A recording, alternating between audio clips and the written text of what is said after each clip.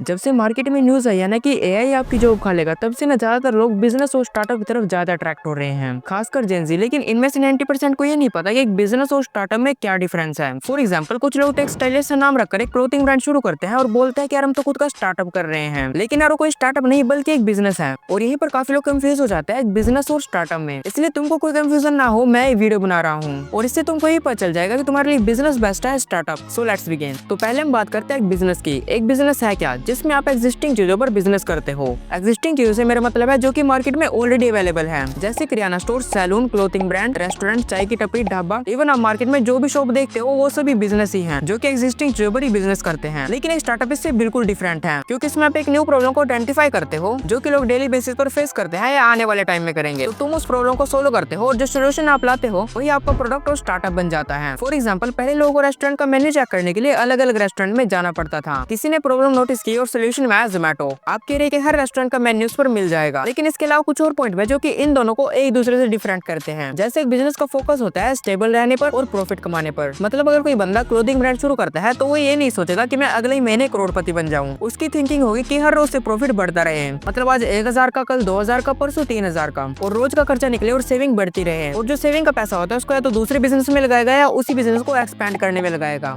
लेकिन एक स्टार्टअप इससे बिल्कुल उल्टा है, क्योंकि वो एकदम से बूम करना चाहता है। मतलब कम टाइम में ज्यादा यूजर तक पहुंचना, जिसके लिए करोड़ों की मार्केटिंग करता है और एड चलाता है। और इतना सब करने के बाद भी स्टार्टअप शुरू में ना के बराबर प्रॉफिट करता है, क्योंकि जो भी रेवेन्यू होता है उसको फाउंडर फिर से स्टार्टअप पर इन्वेस्ट कर देते हैं, क्योंकि ज्यादा से ज्यादा लोगों तक जाना चाहते हैं। लेकिन अगर वो बिजनेस की तरह स्टेबल तरीके से वर्क करेंगे तो कोई और आएगा, उस आइडिया कॉपी करेगा और सबसे पहले यूजर तक पहुंच जाएगा। इसलिए स्टार्टअप जल्दी से स्केल करता है और मार्केट को डिस्क्रप्ट कर देता है। और अगर हम बात करें फंडिंग की, तो आप बिजनेस को अपनी सेल्फ इनकम से शुरू कर सकते हो या बैंक वगैरह से लोन ले सकते हो। लेकिन अगर आप स्टार्टअप कर रहे हो तो आप बैंक के पास नहीं बल्कि इन्वेस्टर के पास जाते हो, क्योंकि आपको 1-2 लाख की नहीं बल्कि करोड़ों की जरूरत होती है, जिसको आप मार्केटिंग और मैन्युफैक्चरिंग के लिए यूज करोगे। और हाँ, इन्वेस्टर तभी इन्वेस्ट करेंगे जब आपके आइडिया में दम होगा। और अगर हम बात करें रिस्क की, तो नो डाउट स्टार्टअप में ज्यादा रिस्क है अगर हम बिजनेस से कंपेयर करें, क्योंकि आप बिजनेस में वही चीजें सेल कर रहे हो जो कि चलती आ रही है। लेकिन मार्केट में तुम कुछ ऐसा लाते हो जो कि पहले कभी था ही नहीं, और तुम करोड़ों लाखों से यूजर तक पहुंचा भी देते हो। लेकिन अगर यूजर को पसंद नहीं आया तो सब बेकार है। इसलिए स्टार्टअप का 10 ईयर का सक्सेस रेट सिर्फ 10% है। मतलब अगर आप 100 बंदे स्टार्टअप कर रहे हैं तो अगले 10 सालों में उनमें सिर्फ कुछ 10 ही बचेंगे। लेकिन ये बात भी है कि अगर एक स्टार्टअप चल गया तो जितना एक बिजनेस अगले 10 सालों में कमाएगा उतना एक स्टार्टअप कुछ ही सालों में कमा लेगा। और इसका बेस्ट एग्जांपल है एप्पल और सैमसंग। सैमसंग 1938 में शुरू हुआ था, जिसकी वैल्यूएशन आज लगभग 400 बिलियन $US है। लेकिन एप्पल 1976 में शुरू हुआ, जिसकी वैल्यूएशन लगभग आज 4 ट्रिलियन से भी ज्यादा है, क्योंकि एप्पल एक स्टार्टअप के रूप में शुरू हुआ था। और एक बात और याद रखना, आप हर स्टार्टअप को एक बिजनेस बोल सकते हो, क्योंकि वो आगे चलकर एक बिजनेस ही बन जाता है। लेकिन आप हर बिजनेस को स्टार्टअप नहीं बोल सकते। और मुझे ये बताओ कि तुम्हारे लिए बिजनेस बेस्ट है या स्टार्टअप। एंड अगर तुम मुझे फिर से देखना चाहते हो तो इस चैनल को सब्सक्राइब कर लेना।